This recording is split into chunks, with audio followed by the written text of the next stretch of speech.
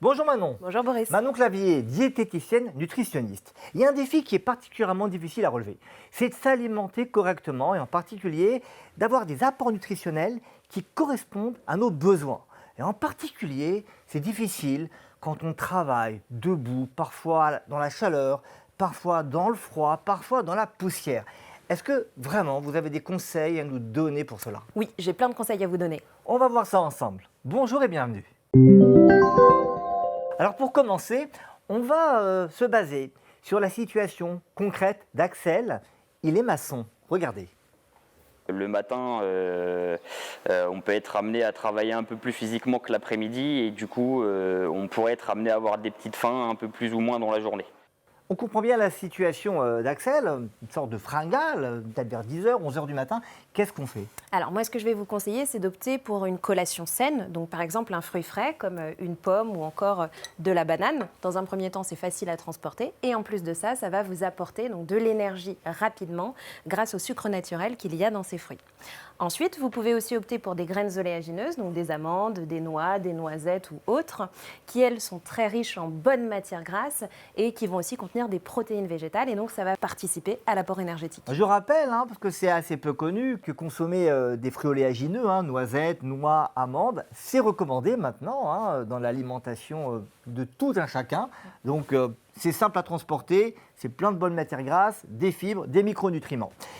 Parlons maintenant du déjeuner. Des fois, on a un peu plus de temps, des fois, on a un peu moins de temps. Quel est le déjeuner idéal si on travaille sur un chantier? Alors, un déjeuner idéal devrait être composé donc, d'une source de protéines, mais également de glucides, donc qui vont apporter de l'énergie sur le long terme, et puis des légumes. Par exemple, on pourrait opter pour un sandwich à base de pain complet avec un peu de poulet grillé et quelques légumes croquants à côté, comme du concombre ou encore des bâtonnets de carottes. Et donc là, ça vous permettra d'avoir un bon apport énergétique. Et si on est prêt à cuisiner pour avoir autre chose qu'un sandwich? Alors là, c'est encore mieux.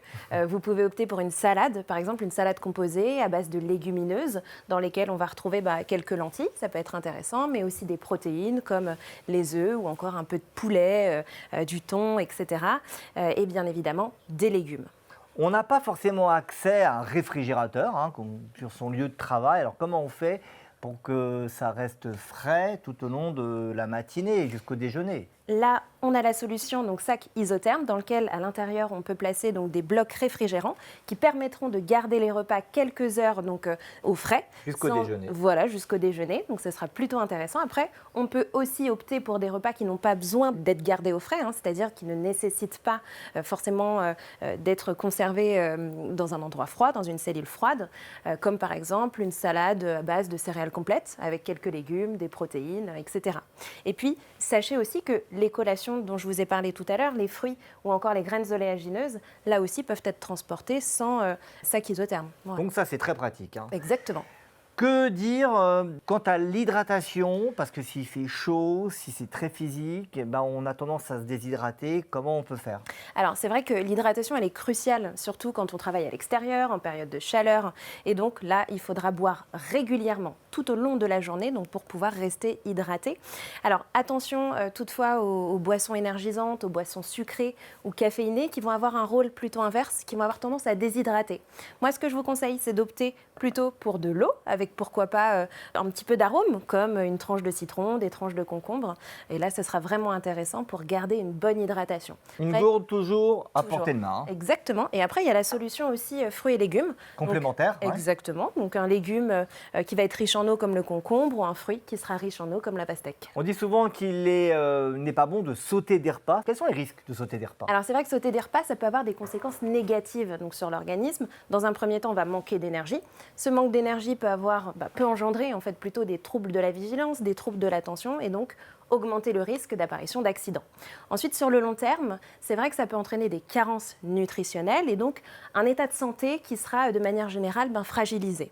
Donc ce que je vous conseille, c'est vraiment d'anticiper et d'apporter des repas réguliers. Alors parfois, on a un emploi du temps très chargé, on est pris par le temps. Qu'est-ce que vous pouvez donner comme conseil, comme astuce à celles et ceux qui n'ont pas beaucoup de temps Alors pour là, cuisiner et pour préparer tout ça? j'ai une astuce qui me vient, c'est le batch cooking. Est-ce que vous connaissez, Boris?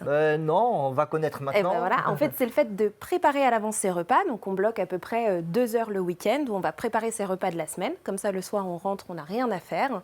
Et donc, ça permet d'avoir donc des repas prêts à l'avance, déjà proportionnés, avec ce qu'il nous faut, ce dont on a besoin. Autre possibilité, c'est aussi de préparer donc quelques collations pour éviter les coups de fatigue pendant la journée ou les petits creux. Et surtout, très très important, c'est de prendre des pauses à la fois pour s'hydrater et aussi pour se réalimenter et rapporter de l'énergie. Merci beaucoup Manon pour Avec ces plaisir. conseils avec cette bonne hygiène alimentaire. Je peux vous le dire, ça fait vraiment la différence, aussi bien sur le plan de la santé que de la sécurité au travail. À très vite.